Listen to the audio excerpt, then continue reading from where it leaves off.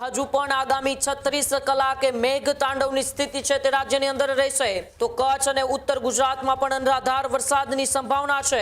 જ્યાં આ વાઇટર પાર્ટ છે એટલે કે બોટાદ, રાજકોટ, આ સૌરાષ્ટ્રનો જેટલો વિસ્તાર છે અને જે પર્પલ પાર્ટ છે ત્યાં સૌથી વધારે ભારેથી અતિભારે વરસાદ પડી શકે છે। આ સિવાય તમે જુઓ ધોલેરા, ભાવનગર, પાલિતાણા, મહુવા, રાજુલા, ધારી, અમરેલી, જેતપુર, ઉપલેટા, જુનાગઢ, અહીંયા માધવપુર, અહીંયા ખંભાળિયા, જામનગર, કાલાવાડ, મોરબી, માળિયા, ધ્રાંગધ્રા, આ તમામ વિસ્તારોમાં અત્યારે વરસાદની સ્થિતિ બનેલી છે। રાત્રે ક્યાં જઈ રહી છે આ સિસ્ટમ? તો રાત્રે સુરેન્દ્રનગર ને એની આજુબાજુનો વિસ્તાર, એમાં અમદાવાદ પણ આવી જાય છે, વિરમગામ પણ આવી જાય છે, અહીંયા ધ્રાંગધ્રા, ધોલેરા, બોટાદ તમામ વિસ્તારમાં વરસાદ થઈ શકે છે।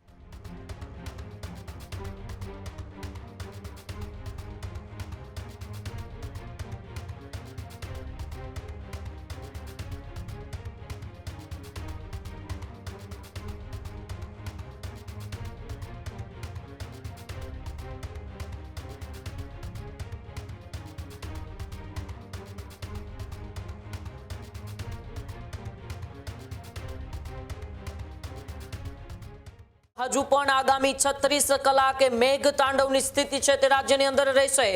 સૌરાષ્ટ્રના કેટલાક જિલ્લા પર અનરાધાર વરસાદની શક્યતા, તો કચ્છ અને ઉત્તર ગુજરાતમાં પણ અનરાધાર વરસાદની સંભાવના છે। મધ્ય ગુજરાતમાં પણ ભારે વરસાદ પડે તેવી સંભાવના। windy.com સિસ્ટમનો ટ્રેક બદલાતો દેખાયો છે।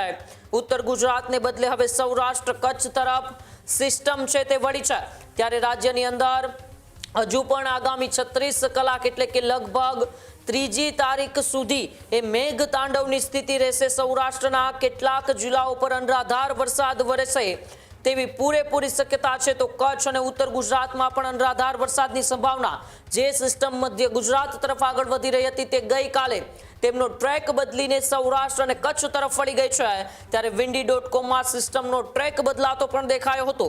ઉત્તર ગુજરાતને બદલે હવે સૌરાષ્ટ્ર અને કચ્છ તરફ આ સિસ્ટમ વળી છે અને તે જ સિસ્ટમ સૌરાષ્ટ્ર અને કચ્છના કેટલાક વિસ્તારોની અંદર ફરી એક વખત મેઘ તાંડવ જેવી સ્થિતિ છે તે સ્થિતિનું નિર્માણ કરશે। ત્યારે windy.comના એનાલિસિસમાં આવનારા 36 કલાક ગુજરાતની અંદર ચોમાસાના કેવા રહેવાના છે, આવો windy.comનું એનાલિસિસ જોઈએ। આ બધું જ આમ તો વરસાદ છે જ, પણ જ્યાં આ વાઇટર પાર્ટ છે એટલે કે બોટાદ, રાજકોટ, આ સૌરાષ્ટ્રનો જેટલો વિસ્તાર છે અને જે પર્પલ પાર્ટ છે ત્યાં સૌથી વધારે ભારેથી અતિભારે વરસાદ પડી શકે છે। જ્યાં રેડ પાર્ટ છે ત્યાં પણ ભારે વરસાદની સંભાવના છે। આ સિવાય તમે જુઓ ધોલેરા, ભાવનગર, પાલિતાણા, મહુવા, રાજુલા, ધારી, અમરેલી, જેતપુર, ઉપલેટા, જુનાગઢ, અહીંયા માધવપુર, અહીંયા ખંભાળિયા, જામનગર, કાલાવાડ, મોરબી, માળિયા, ધ્રાંગધ્રા, આ તમામ વિસ્તારોમાં અત્યારે વરસાદની સ્થિતિ બનેલી છે। પણ વિન્ડી શું કહી રહ્યું છે? આ સિસ્ટમ ક્યાં ગતિ કરી રહી છે, ક્યાં જઈ રહી છે? જુઓ, સાંજ પડતા સુધીમાં આ સિસ્ટમ ઉત્તર સૌરાષ્ટ્રની સાથે સાથે કચ્છને ઘેરી લેશે, પણ અમદાવાદ, ગાંધીનગર અને અહીંયા મધ્ય ગુજરાતમાં ગોધરા, પંચમહાલ, નડિયાદ, બાયડ, લુણાવાડા સુધી વરસાદ રહેવાનો છે।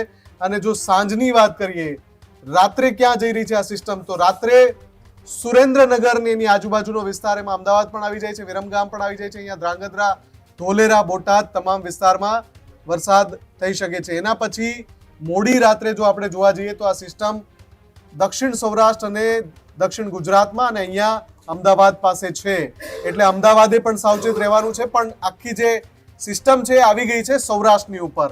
36 કલાકમાં જે બદલાવની હું વાત કરી રહ્યો હતો એ હતી કે જે ઉત્તર ગુજરાત તરફ જવાની હતી એ જઈ રહી છે સૌરાષ્ટ્ર તરફ, અને રવિવારે પણ સવારના સમયે એ કચ્છ અને સૌરાષ્ટ્રની ઉપર જ લગાતાર વરસાદ વરસાવતી રહેશે।